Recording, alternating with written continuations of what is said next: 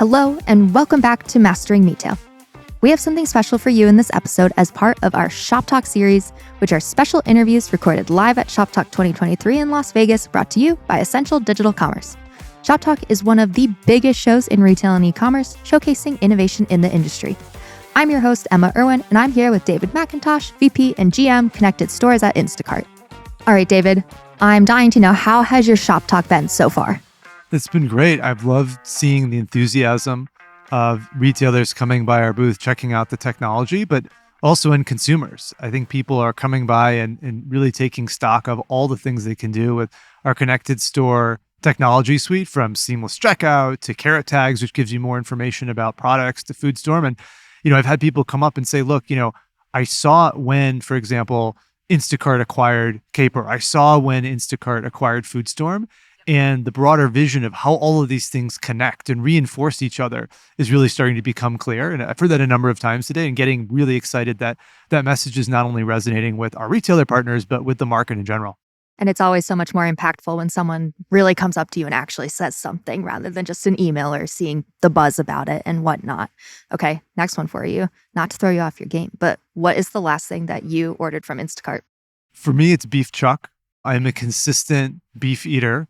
And what I like about beef chuck is that you can get really nicely marbled pieces for relatively inexpensively. And then if you put it in a sous vide and cook it for 4 hours, then it comes out extremely tender. So it's sort of like steak, but at a fraction of the cost. So it's a regular for me.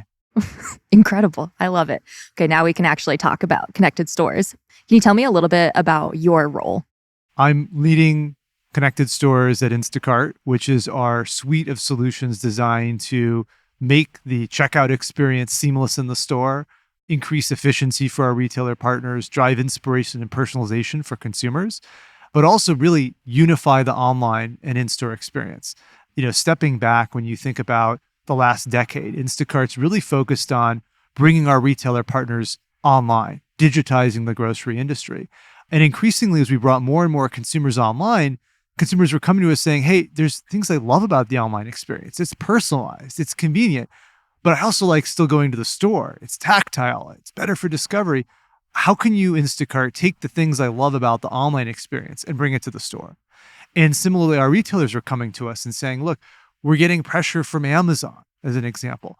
Amazon's just investing in just walkout technology. In fact, I heard this from a retailer a month or two ago. They said, look, there's a Whole Foods opening up down the street. It has just walkout. How do I compete? I want to offer a seamless checkout experience to my customers. I don't want my customers standing online, but I can't afford the millions and millions and millions of dollars it takes to totally outfit the store. And so that's really how Connected Stores was born. The thesis was that we want to unify the online and in-store experience. We don't believe that in 5 years, consumers should have to choose between shopping in-store and online. We believe they should be one seamless connected experience. I love that. And can you tell me a little bit more about connected stores from like the very tactical level? Am I ever going to drive down the highway and see the Instacart connected store on the side of the road? We approach connected stores like we do our other platform offerings. It's an enablement platform. So you'll definitely see connected stores. There are already connected stores. We have, Caper as an example, live with a variety of retailers, from nationals such as Kroger to, mid-markets like Good Food Holdings. And we're seeing really exciting consumer and retailer response. So for retailers, as you can imagine, they're trying to solve the seamless checkout problem. They're trying to figure out how to eliminate lines in the store. And by doing that, what you find is that you actually free up consumer time so that consumers aren't spending time waiting in line. They're actually spending time experiencing the store, browsing the store. And part of what we hear from our partners is that they're really thinking ahead 5 years. And they're saying, look, many analysts expect grocery delivery to be as much as 35% of GMV, of transactions 5 years from now. And so they're thinking, well, all right, how do I differentiate the in-store experience? How do I make it better for people to come to if a third of my customers are going to be ordering, online? And then from a consumer perspective, similarly, we're seeing consumer demands. Consumers saying, look, I don't want to wait in line. Consumers saying, I want a personalized experience. I want an experience that connects to the delivery experience. And so the groundswell that we're really seeing comes from two directions. It comes from the retailer side, especially with the renewed competition of Amazon, the labor shortages. And we're seeing it from the consumer side, where consumers have been exposed to the convenience of in personalization of online, of Instacart, and really want those things, those attributes in the store. I need to find a connected store because when you mentioned just on stage, carrot tags and lighting up when you can't find something in a store, the amount of time that would have saved me in my life as I look for like obscure vegetarian things on the aisle or on the shelf. And, online it says that it's in stock, but it's like, where is it in stock? Please help. Amazing. Stepping back, I think what's powerful about connected stores is that it is a modular platform. So retailers can and often choose to start with one technology. And they say, for example, I'm maybe not ready for electronic shelf labels and carrot tags, but I'll start with scan and pay as an example. And then when they're ready for ESLs, those two technologies talk to each other. But maybe just to back up and describe what connected stores is, I sort of described the seamless checkout element of it, which we offer through Caper, which is an AI smart cart. It was actually an acquisition that Instacart made a little more than 18 months ago. It has done incredibly well at Instacart. We also have a product called Scan and Pay, which enables you to scan items from your phone and seamlessly check out from your phone. Then you get a QR code, you scan it at a kiosk. We're also enabling customers to personalize their trip to the store. So you can scan a QR code on the Caper card and sync your lists from Instacart to the Caper cart. But what we're also enabling customers to do if they want is they can take the purchases they've made in store via Scan and Pay and have those written back to their online delivery profile. And so as an example, let's say I go to the store, I shop a couple things, a couple days later, it's raining, I don't feel like going to the store, I can now reorder those things with a couple taps. And so that really is the theme I'll keep coming back to, which is that in-store and online shouldn't be these two separate modes. They should really be talking to each other, reinforcing each other. You mentioned carrot tags. With carrot tags, we're making it easier to find things in the store. So the tags can actually light up. And we have that live with partners like Schnucks, where you can go into the store as an Instacart picker, tap a button so that you can find the thing on shelf more quickly and more accurately. We're also going to start to expose that to consumers as well. So if you've got a shopping list or using Scan and Pay, or if you're using Caper in the future, you'll be able to activate those lights to find things in the store. There's another element of carrot tags as well called dynamic attributes, where what we're doing is painting attributes to the tag. So not only are we showing you the price and the name, but we're also using our knowledge of what drives GMV and sales online. So for instance, maybe for some consumers, knowing that the item's gluten-free or has other dietary attributes is critical. We're then painting those attributes to the store so that customers have the most relevant and important information in front of them in the store experience. We're also putting a QR code there so customers can scan and learn more about the provenance of the item, the founders in some cases if it's an emerging brand. And so that's another example of how we're taking the measurability of online, the fact that we can optimize the online experience, and we're bringing it into the store with carrot tags. Another example of a product line is FoodStorm, where we're sort of digitizing all the counters in the store. And so a customer will be able to order from the deli. They'll be able to order catering without having to wait in line. And increasingly, we're connecting these solutions together. So we'll be able to, for instance, order FoodStorm not just from your phone, but in the future, you'll be able to order that sandwich from the cart so that you don't have to wait in line. And that's a really key principle of connected stores. No waiting in line. Aspirationally, you're freeing consumers to really experience the store, which goes back to that overall thesis of as you start to unify the online and in-store experience, when you bring the personalization, the convenience of online into the store, you really make both experiences better. Can you tell me a little bit about how advertising fits into connected stores? That's something that our audience cares a lot about. That's what we do at Flywheel Digital. And so I'd just love to know more about how that impacts online and offline through the connected store. We're very excited about the opportunities for advertisers. When you think about the product offerings, really what we're doing is putting screens in front of consumers. So if you think about the shopping experience today without connected stores, it's largely digitized in the store, right? And so what we're doing with Scan and Pay, what we're doing with Caper, what we're doing with carrot tags is we're giving people screens with relevant information. Furthermore, what people are already doing is expecting to use the Caper screen to make decisions about what they buy in the store. And so we hear from customers all the time, they love the fact that they can keep track of their total.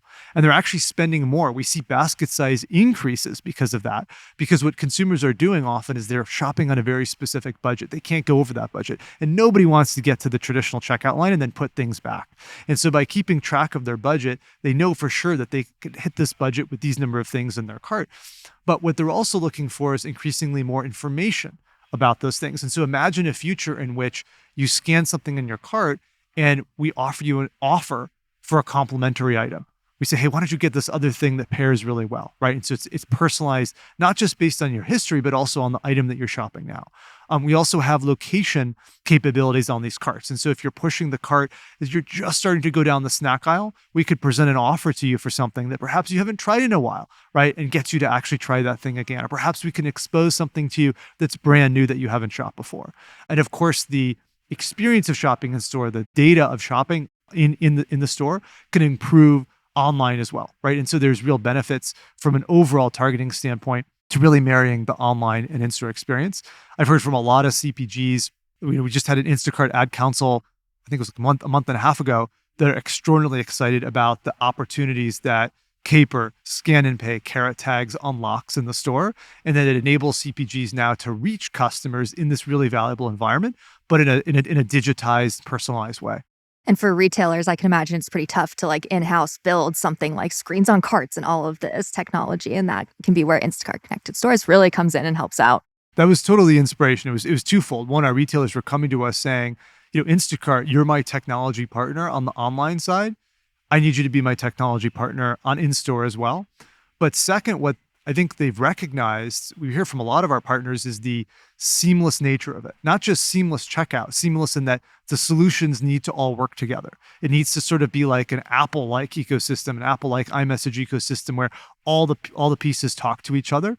And that's something that Instacart is uniquely positioned to do because of our product offerings. We can help our retailers bring the experience online through e-commerce. We can help our retailers digitize the in-store experience with checkout, with Carrot Tags, and most importantly, all those pieces connect together. They're not individual point solutions. It's one unified connected suite, which makes it more valuable for retailers. It makes it valuable for customers. And of course, it makes it more valuable for CPGs.